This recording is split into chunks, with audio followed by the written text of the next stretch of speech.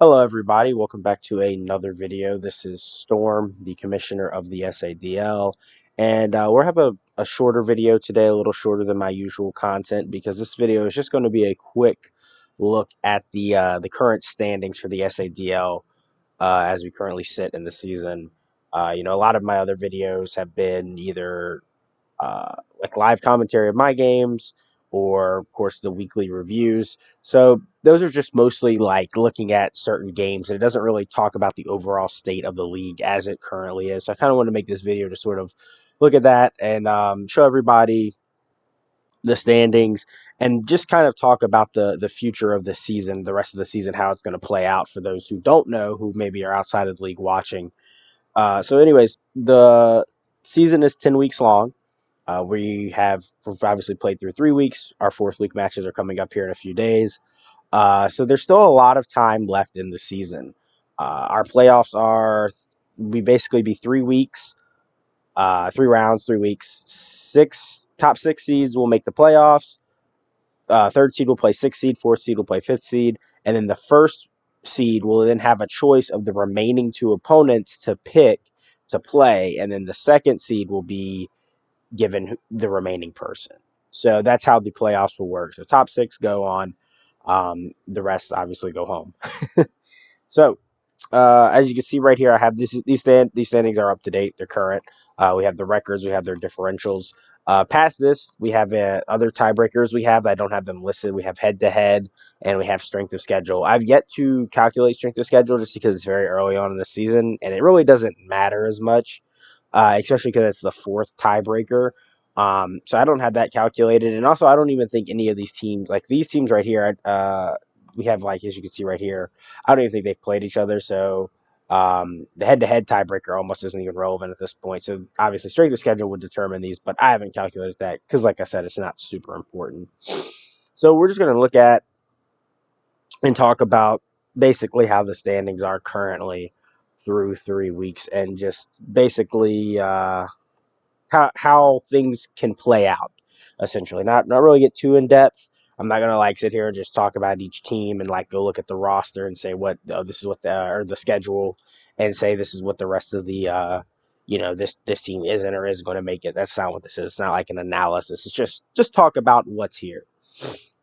Keep everybody up to date. So obviously your Dewey Duwats here, as you can see, they're the first ranked. They have a 3-0 record. And they have a +10 differential. Some very strong matches. They had a very strong 6-0 week one, and that's helped them a lot in their differential. Your Washington Wishmakers here, obviously 3-0 as well. The +9 differential, I had to correct this, it was +10. Yours truly, Baltimore Bullet Punches 3-0, +7 differential. So 3 undefeated teams. After this week, there'll be at least one undefeated team after this week because me and Jake play each other. So Baltimore Bullet Punches versus the Washington Wishmakers. That's this week. So one team will come out of that undefeated. One team won't. We can have two undefeated teams. It's possible, obviously, if the Dewey Duwas claim a victory. It's a very interesting situation where week 4 will 100% have an undefeated team. Could have two undefeated teams, but cannot have 3 undefeated teams. So that's a very interesting situation so early in the season. The undefeateds are slowly following. We had a few teams get their first L last week. The Minnesota Glow Kings, of course, I played them 2-1 with a +5 differential. They had a huge, I believe their week 1 match was I'm trying to think. They'd have to correct me if I'm wrong. I'll probably look at it right after I make this video. I believe it was a 5-0. Week 1 they had a 5-0, or week 2 they had a 5-0. Either way, I know they had a really strong game very early in the season. They were +8 last week, tied for +8 through 2 weeks. Tied for oh wait, no, that's a different team I'm thinking about. Never mind. Let's move on from this. Too much stuff is racing through my head. But anyways, yeah. So Minnesota Glow Kings here with a 2-1 +5 differential. New York Munchlax also 2-1 +5, and the House of Mouse 2-1 +5. All of these teams having pretty good season so far. New York much like started off with a rough game. I mean, for their week one, not a terrible game, but they bounced back. They had a 5-0 last week that helped secure them. They were actually at a 0 differential last week, and they're able to get a big victory to push them up with that in their differential there. Um, Safari Rhyhorns, this is also another team that has done a lot of groundwork in the past couple weeks. They started off, this is another team that lost their week one match. -5 was a 5-0. Um, and they had a 6-0 this week to push them from -2 to +4. So huge differential swings, as we can see from some of these teams moving forward. We have a couple of 1 and 2 teams. Phil, obviously, I think he had a couple rough weeks. He played me, and then he also played the New York Munchlax. So two, very highly rated teams. I think he'll bounce back from this. And he had a big cushion because he had I think a 6-0 or a 5-0 his first week. And so obviously, just some little losses to chip at that. Had a rough 5-0 this week against him, so that obviously dropped his differential from a +4 to a -1. But that's not a bad differential at all to have, especially if you're only 1 and 2. These other teams as well, as you can see, we have -3, -4s. Not too bad. These teams just kind of having decent average matches. Nobody's losing a bunch of matches because the worst thing that could happen, like with these teams in particular, is like if you lost like two 6-0s and then like get like a 1-0 or a 2-0, you'd have like a 1 and 2 with like a -10, -9, -8 differential. But they've been able to recover by not having bad, when they lose, they're not having bad losses. And when they're not, obviously their wins aren't amazing, but they're, keeping it good with their wins to keep their differential kind of not too far off. And then we have our group of 0 and 3 teams here, and obviously all of these differentials are pretty, pretty big. Turin Trevenants, had a 6-0 last week and had a 5-0, I believe, week one. And then the Cerulean Guardians, I believe, had a 6-0 week one, and then I think two 3-0s. So obviously those 3-0s aren't terrible matches, but they add up together to make this -12. Not really sure about the Chicago Taurus. Can't remember all of their matches off the top of my head. But so 0 and 3 teams, 4 1 and 2 teams, 4 2 and 1 teams, 3 3 and 0 teams. Kind of happens this early in the season. There's only so many records you can have.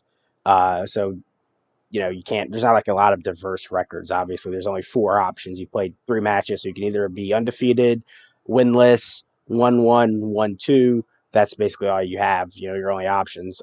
There's no ties in the league, so you don't have that going around either. So that's what the league's looking like as of right now, as far as standings go, and how each team is doing. Like I said, we've had some teams have to make up a lot of ground. We've had some teams that's kind of had some nice cushions. Like I said, the Minnesota Glow Kings had a +8. I think that was tied for first last week.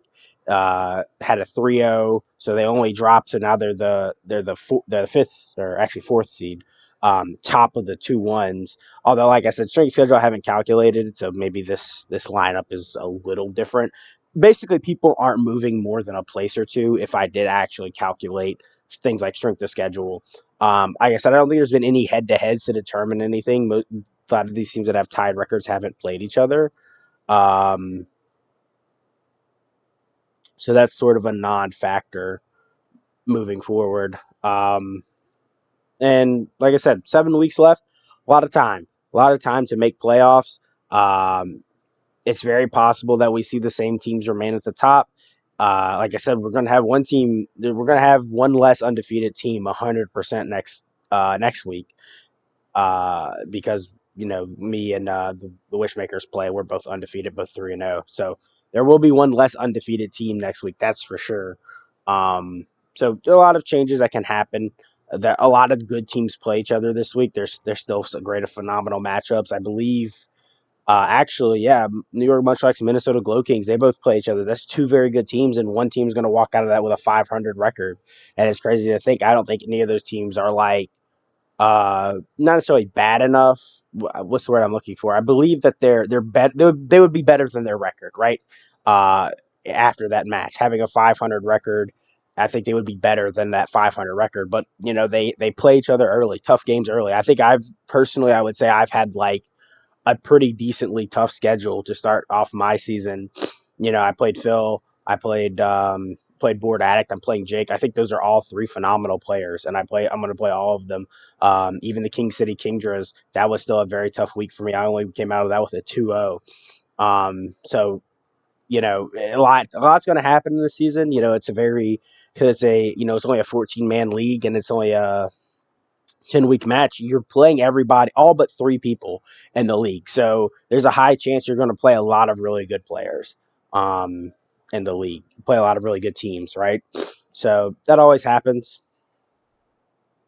Um, that's pretty much it, though, for the video. Not really much else to talk about. Obviously, you see the records, you see the differential. I just wanted to put this out there and talk about it a little bit so kind of people know where the season is, right? Because it's still very early and you can't count yourself out at all. You could turn around easily and get a big match that swings your differential in your favor, win a couple of matches.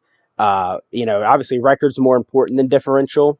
Right now, the differentials kind of line up with the records because we haven't played a lot of matches. Where record always takes priority over differential. So remember that as well. Even if you don't have a good differential, as long as you're winning matches, are going to be high in the standings. But I'll probably make another one of these update videos. Probably not next week, maybe week 5, kind of the halfway point of the season. Because then by that time, we can start, playoffs become a little bit more relevant, right? There's halfway done with the season. Some teams may not necessarily be excluded, but will probably be on their way to being excluded from the playoffs. I think once you drop below 500 for the season, you're basically not going to make the playoffs. So we'll see how that goes. I think the next couple of weeks will be big for some of these teams, but not everything is over. Obviously, still a lot of games left to play. So you get a win or two in the next couple of weeks, you're still in the running. So don't count yourself out in that regard. Anyways, so yeah, that'll basically be my video. All to this video, like I said, a relatively short video because I'm not really breaking down and analyzing a lot. I'm just kind of talking about something over a spreadsheet. Uh, it's really quick, really simple. Just wanted to kind of put that out there. Other than that, though, I will see you guys probably on Monday when I edit and put out my week 4 match. So until then, be safe, be good people.